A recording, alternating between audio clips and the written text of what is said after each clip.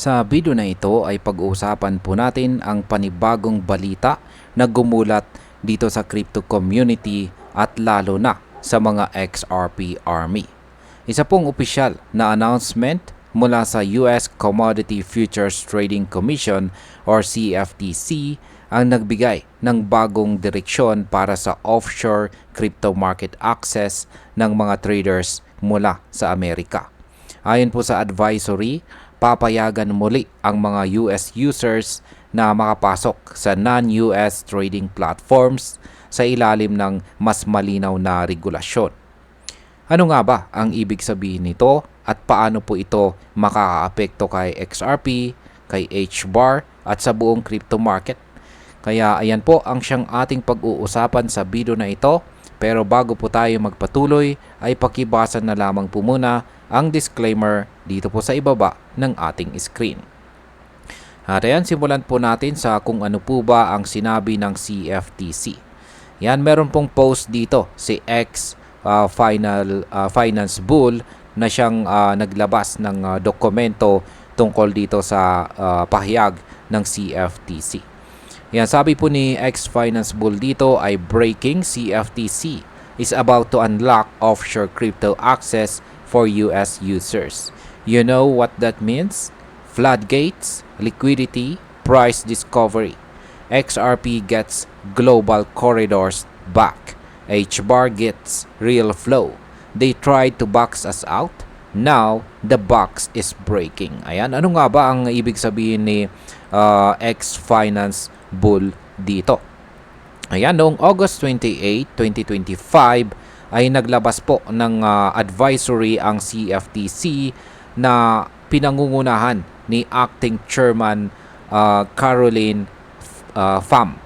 Ayan, sa dokumento nakasaad na malinaw po nilang ipinapakita ang Foreign Board of Trade o FBOT framework. Ito ay isang paraan para ang mga non-US exchanges ay makapagrehistro at makapagbigay ng direct access sa mga traders na nasa loob mismo ng Amerika.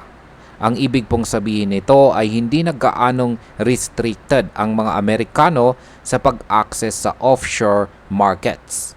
Kung dati, kailangan pa nilang gumamit ng ibang paraan para makapasok sa international trading, ngayon ay magiging mas direkta at legal ang proseso. Sa market impact, ang mas malinaw na regulasyon ay kadalasang nagdadala ng kumpiyansa sa mga investors. Kapag tumataas ang tiwala ng mga traders, mas nagiging malakas po ang liquidity at posibleng tumaas ang presyo ng ilang digital assets gaya ni XRP at saka ni HBAR. Ngayon ay bakit po ba ito mahalaga para kay XRP? Sa XRP ay matagal ng kilala bilang isang digital asset na ginagamit para sa cross-border transactions. Sa madaling salita, ginagamit po siya bilang tulay or bridge sa pagpapadala ng pera mula sa isang bansa papunta sa iba. Ngunit dahil sa mga nakaraang enforcement actions sa Amerika, humina ang kanyang international corridors. Ngayon dahil po sa bagong advisory ng CFTC, muling magkakaroon po ng pagkakataon sa XRP na ibalik ang kanyang global transaction corridors. Ito ay malaking bagay dahil mas maraming bansa at financial institutions ang muling makakapagtiwala sa paggamit kay XRP bilang pang cross-border payments. Ang possible market impact po nito ay kapag mas lumawak ang paggamit kay XRP sa international corridors, tataas po ang demand. Kapag tumaas po ang demand at sabay may malinaw na regulasyon, malaki ang posibilidad na lumakas ang presyo ng XRP sa susunod na mga linggo or buwan. Ngayon ay paano naman itong si HBAR? Yan, hindi lamang po sa XRP ang makikinabang dito, kundi pati na rin itong si HBAR or Hedera. Ayan, ayon po sa impormasyon, si HBAR ay posibleng makakita ng mas mataas na transactional activity. Ang ibig pong sabihin nito ay mas maraming transaction ang gagamit kay HBAR sa iba't ibang dApps at saka enterprise level solutions na meron siya. Kapag tumaas po ang transactional flow ni HBAR, natural na lalaki ang demand at mas marami pong investors ang papasok.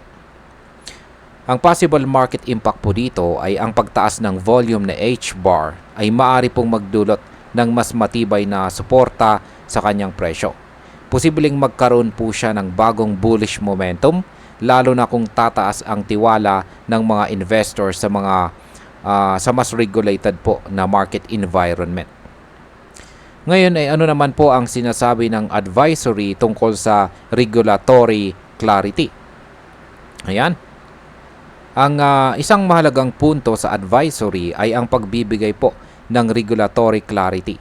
Sabi po ng CFTC, simula pa noong 1990s, pinapayagan na ang mga US persons na makapasok sa mga non-US exchanges basta ito ay registered bilang FBOT. Ngunit dahil sa mga enforcement actions nitong mga nakaraang taon, naging magulo at mahirap intindihin ang sistema. Kaya ngayon ay parang pinapalinaw muli ng CFTC ang tamang proseso. Sa pamamagitan po nito, mas nababawasan ang confusion at mas nagiging transparent ang market. Ang possible market impact po dito ay ang regulatory clarity ay isang malaking factor na pwedeng magbago ng sentiment sa market. Kapag malinaw po ang rules, mas nagiging aktibo ang mga traders.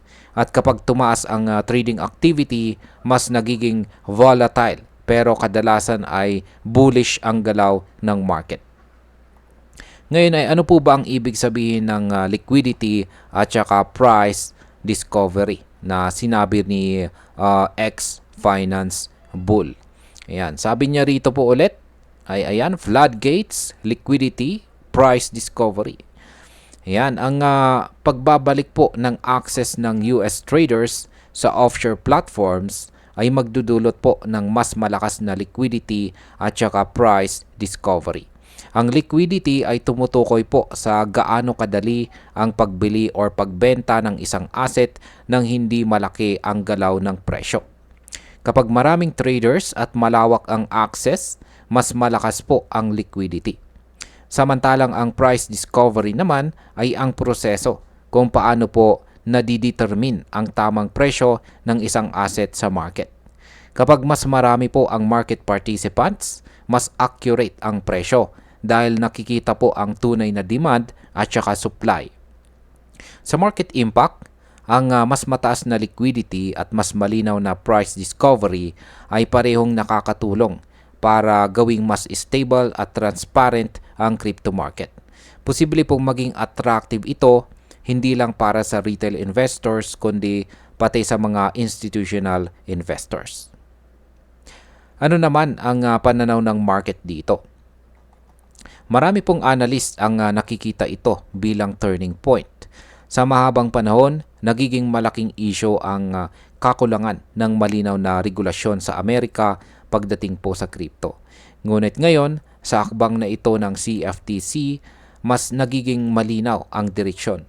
Kaya para po sa XRP Army, ito ay malaking panalo. Para naman kay HBAR o sa mga supporters ng HBAR, ito po ay isang bagong pag-asa.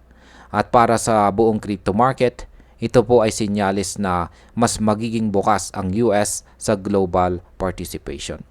Kaya ang possible market impact po dito ay kung magiging consistent ang mga ganitong advisory at patuloy ang pagbibigay ng clarity, maaari itong magdala ng bagong bullish cycle sa buong crypto market. Yan bilang panghuli, kung titingnan po natin ang announcements ng CFTC dito ay hindi lamang simpleng balita, kundi isa itong pagbabago na may potensyal na baguhin ang dynamics ng buong crypto trading landscape. Sa XRP ay muli pong nakakuha ng pagkakataon para ipakita ang kanyang tunay na gamit bilang global bridge asset. Sa HBAR ay nagkaroon po ng pagkakataon para mas lumakas ang kanyang transactional flow. At ang buong market ay nakatanggap ng kumpiyansa na mas malinaw na ngayon ang regulasyon. Kaya masasabi ko po na kung magiging consistent ang mga hakbang na ito ng CFTC, mas lalakas po ang pagpasok ng kapital, mas tataas ang liquidity at mas magiging matatag ang crypto market sa hinaharap. At ayan, hanggang dito na lamang po tayo sa video na ito mga ka-crypto. Marami pong salamat sa panunood. Ingat po tayo lagi at God bless po sa ating lahat.